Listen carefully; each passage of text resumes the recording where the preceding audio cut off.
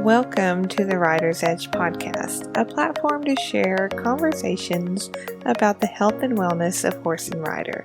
I'm your host, Farley Schweigert.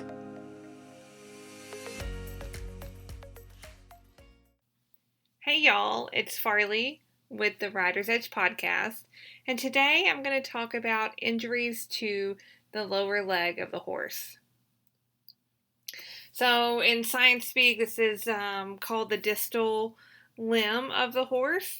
And what I'm referring to, as we all know as riders, are suspensory ligament issues and flexor tendon issues. There are two flexor tendons, the superficial digital flexor tendon and the deep digital flexor tendon.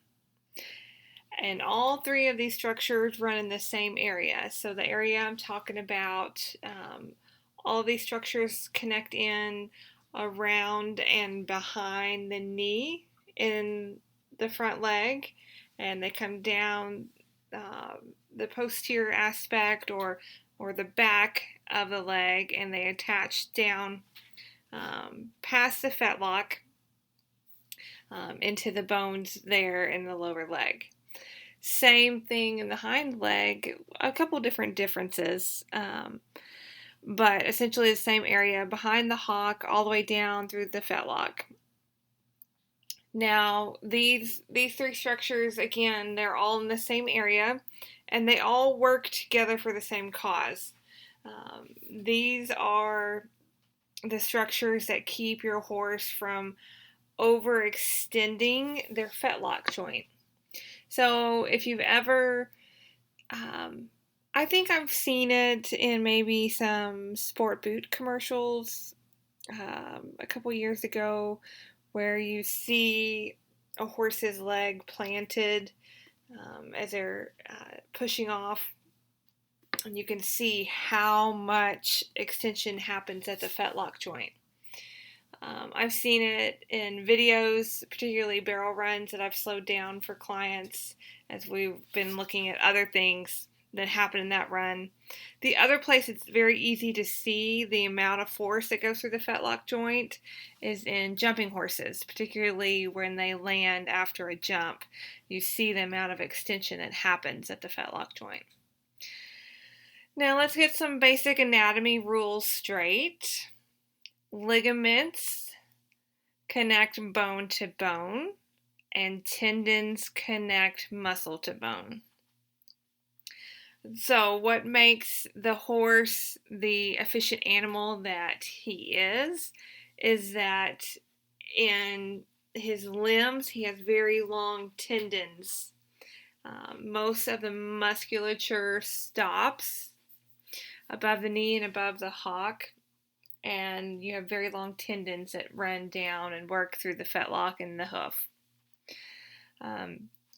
This increases efficiency and allows them to be the amazing athletes that they are. And when you really break down the anatomy of the lower leg, it is amazing that they do what they do for us, that they get everything done for us. Other anatomy basics that we need to be aware of: tendons and ligaments have a decreased blood supply when compared to muscles. This impacts their healing. This creates a lot of headache and havoc in the rehab process. So if you have an injury here, it can happen for a lot of different reasons. It reminds me a lot of rotator cuff injuries in people. Injuries here in the lower leg for the horse happen either chronically, which means over time, or they happen acutely and happen real fast. Chronically over time, there tends to be tearing either at the origin or insertion of these structures, either at the top of them or at the bottom of them. And it can often be hard to diagnose because they're just off. A lot of times they, and they get rest for a couple weeks because you think it's something else, so they get a little bit better. Then you go back to work, and within a few days they are off. Typically, horses that have issues in this area will be more off in their gait on softer surfaces. Horses that have issues in this area chronically may or may not have swelling. It may not just poof blow up there, and because they're four-legged animals, they have a lot of compensation patterns that can happen. They can compensate to get things done on a diagonal. So if they're having issues on their right front, they can compensate through their left hind or their left front. Or, we have so many more compensation patterns that can happen because they're four-legged animals versus people who are two-legged animals.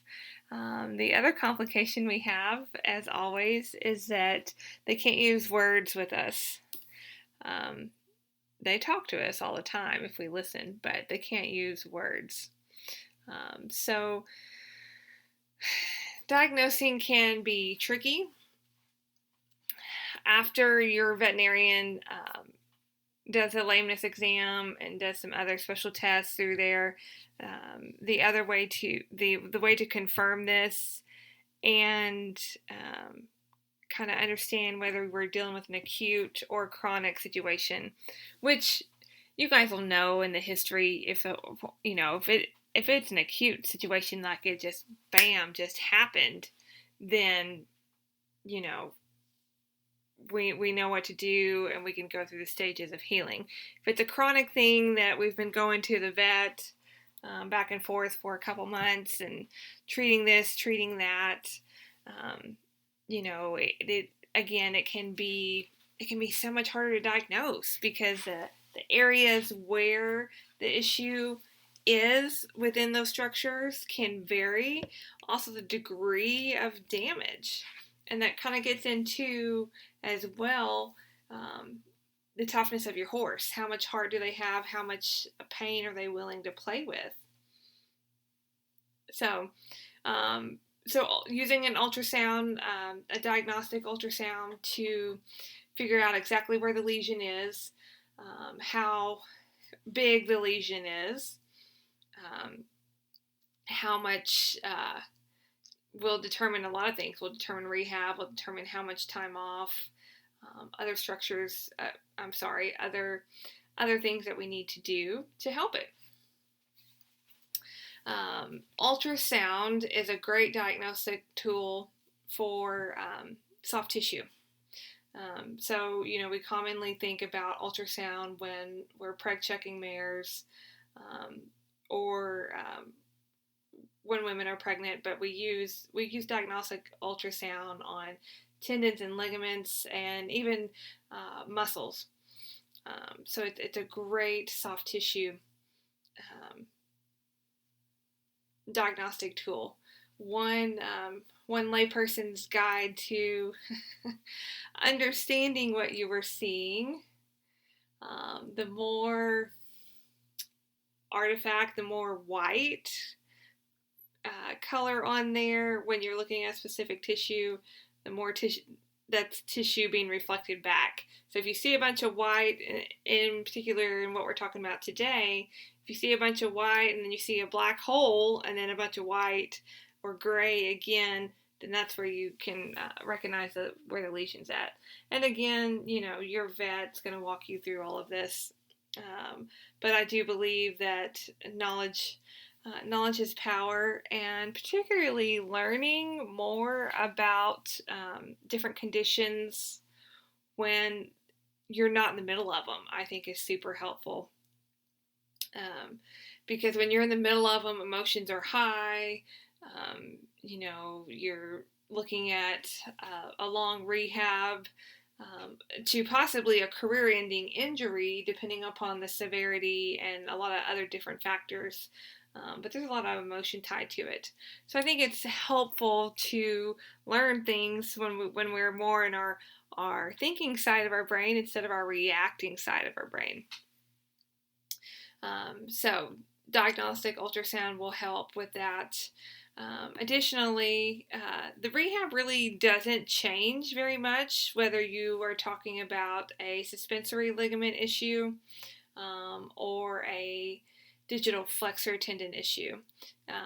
They all work together, and they're very similar tissues in the time that it takes for them to heal and the amount of rehab and reintroduction of exercise and load to those tissues. So, again, your vet will narrow all of that down. That's what they're highly trained to do. And there are little nuances throughout the anatomy there that they can ascertain what structure is actually affected. So if it's an acute issue, an acute to kind of, to that kind of middle of the road area, your horse is often going to be on stall rest for several weeks, several days to several weeks. And the very, very normal things that you know about rehabbing your horse: decreasing inflammation, cold water therapy, different modalities that we now have access to help with decreasing inflammation and healing. There are, depending upon this conversation you'll have with your vet, because there are a lot of good treatment therapies out there now. A lot of people will use either PRP or stem cell type treatment in those areas. If it is a chronic issue, often your vet will use shockwave therapy to that area. And the thing about those treatments is that they all have about the same percentage of working. So it really kind of comes down to your vet and what they seem to have had the most success with is kind of where that journey will start. Additionally, adding team members to your horse's case, including a rehab professional, is very helpful. Like I said earlier, there are a lot of different modalities that will help with this. Shockwave therapy is one of them. It's not comfortable for the horse, but it is very effective in helping promote healing. Another great modality for this area is a Class 4 laser. Class 4 lasers are the highest medical grade lasers we have available, and they do a lot of things as far as promoting healing, promoting blood circulation. They stimulate the ATP production in the cell, which is the powerhouse of the cell. And what it really does is it hyperdrives that tissue to come in there and heal.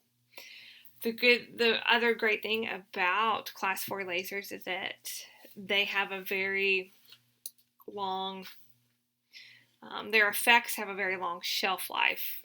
You're looking at several days of continuing to have those effects within the body after a treatment. The PEMF modalities are, helpful for here, along with theraplates. They're gonna, again, anything that's kind of promoting blood circulation is going to promote healing. And as long as you are kind of out of that really early stage of acute injury, any of those kind of modalities will help speed up the healing process.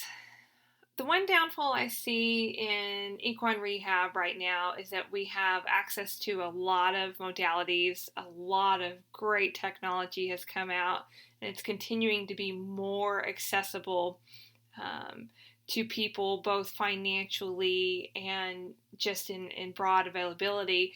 You can, hop on the Facebook and ask where, does anybody know of anybody who has whatever modality you're looking for, and you can find one pretty handedly. The one thing that is lacking, though, is good instruction and good guidance in return to sport and to return to work, because we can get all of these structures healed, but then we have to reintroduce that load, that stress, that strain, and work those. Once those tissues are healed, we've got to strengthen them, just like you would strengthen a muscle. So we've got to reintroduce what we're doing. So it's very unfair to that area in that tissue to, get it healed and, be healed, and hop them in the trailer and head to the barrel race or the roping or wherever you are dying to go. It takes a gradual, planned exercise program in addition to this great technology that we have. I see that not just in these injuries, but post-surgically, post anything where we've had a lot of time off, is that there's not a lot of good guidance, and that's where a rehab professional that is very skilled at what they do, as far as anatomy, using the modalities and the exercise, which is becoming more available, but is not as available as it will be as people continue to progress in this area.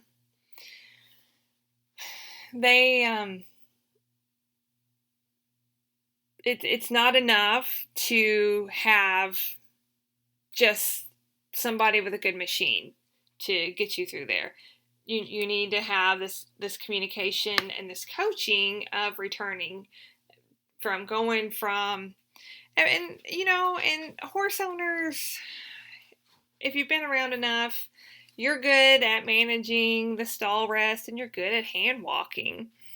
And, you might even be good at, for a week or 2 weeks, or even up to a month of, kind of doing a gradual return to your exercise program, what you do at home. But then, you're kind of bored, and gosh, there's this place I want to go because all my buddies are going, or gosh, there's a lot of money up here. We can go. Let's just go. It'll be fine. And it may or may not be fine, because horses lose a lot of their stamina when they have been on rest. They don't lose it as fast as people, but they still lose it, and we have to regain that. And we have to regain that too if we're talking about a timed event horse, whether it be a rope horse or a barrel horse or a dogging horse. Different ground conditions. It's not enough, nor is it probably very fair to just only work in your pasture. We learned earlier that this injury tends to show up on softer ground, so we need to work in different types of ground. Of course, if you're a timed event horse, you're looking for that, and you're a rodeo horse, you're looking for that often, because rodeo ground is still highly variable across the industry. So, you're a month out of, they've released you to go back to riding. Work with somebody, plan those weeks out. I am a full believer that a lot of our issues with our horses, maybe not so much in this situation, but sometimes, happen because we don't physically prepare them for the demands that we ask of them. We ask them to give us their heart every time we nod our head, every time we run down the alley, every time we send them into the arena. And they do these things because we ask them to.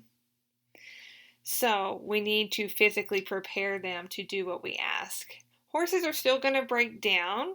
Um, they're fallible just like we are, but we need to physically prepare them better, and we need to take more time post injury to bring them back.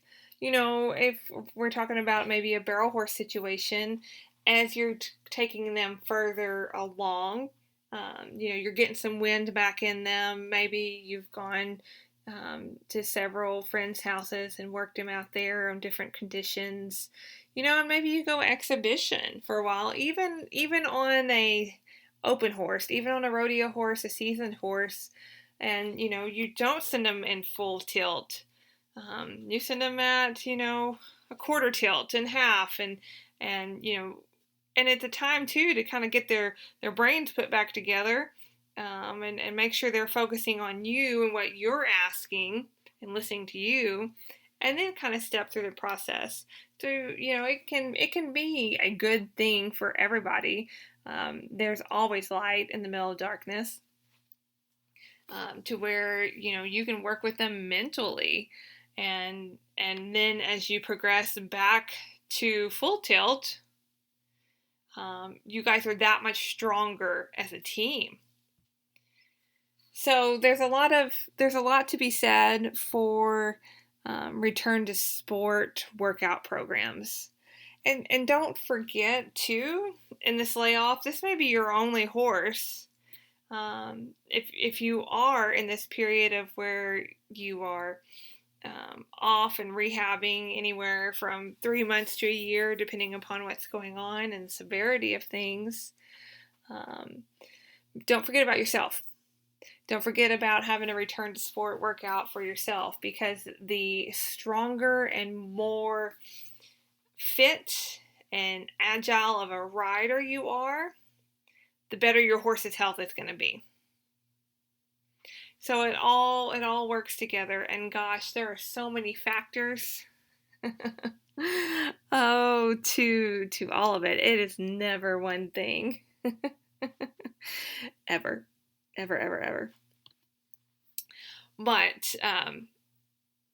But working through all of that together will get you further along for the long game. Here at Writer's Edge, we're often thinking more about the long game than the short game. And there's nothing wrong with working on the short game, and there are times where you need to. If we're in September and the season is winding down and you're on the bubble, we've got to work on the short game for a month. No matter what, this injury is not a short game injury. But what I'm saying is, here at Writer's Edge, we're focusing on the long game majority of the time, for the longevity of the horse and yourself. Because if you've put that much time and effort into your horse and your team, you want them to last. You want them to last as long as they can. Horses are living longer, and they're performing a lot longer when we take care of them and look at the long game. Because if we're not talking about an aged event, if we're not talking about futurity or derby, then it just becomes about the performance and not about an arbitrary time crunch. And so we can get ourselves and our horses better so that we can perform better and do more. Because we're in this topsy-turvy COVID world right now, and there aren't a lot of places to go, but it'll come back. Our industry is very resilient, and so if you are rehabbing from an injury right now, then that's been a blessing in disguise for you and your team. And if you are just if you're a little bit more like me, who's seasoning one and needing places to go, you just do the best you can with what you have and continue to work on yourself and your horse at home, because there's plenty of things to work on. And then when you do get to go to town, you see what's going on, and then you monitor and adjust what you need to work on at home, and you just keep plugging along with what you have. As long as we continue to do the best that we can with what we have at hand, that's all we can do in that moment. And when we know better, we do better. And when we have more knowledge about different injuries and different rehab processes, we do better. So today's podcast is by no means a replacement for veterinary care. I always recommend you working with highly trained professionals, working with your veterinary team, and adding in a rehab professional when it's warranted, whether it's dealing with a lower leg injury or post-operatively or a number of things. Even for a wellness program, rehab professionals are great for that, and they can help with a fitness program for you and your horse, like we do here at Rider's Edge. So if you have any questions about injuries and rehabbing, or even performance enhancement fitness programs, be sure and message me. You can message me on Facebook or Instagram at Rider's Edge Therapy and Wellness, and I'll be happy to chat with you and see what we can do to help you get further down the road. As always, I appreciate your time and attention to conversations that we have here on the podcast. And good luck on your summer travels, and be safe. And I will see you down the road. Thank you for listening to Rider's Edge Podcast. For show notes and other thoughts, head over to ridersedgetherapy.com. If you would like to stay connected and continue the conversation, head over to my free Facebook group, Rider's Edge Health and Wellness for Horse and Rider. Thanks for continuing the conversation, and as always, I will see you down the road.